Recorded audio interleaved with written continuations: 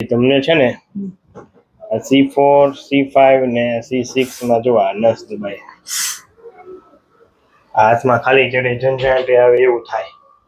કપડા સુકાવા હોય ને તો આમ મન સુકાવાય કઈ વસ્તુ પકડાતી નથી આમ હાથમાંથી છૂટી જાય છે તો હવે આપણે સેટિંગ કરીએ માં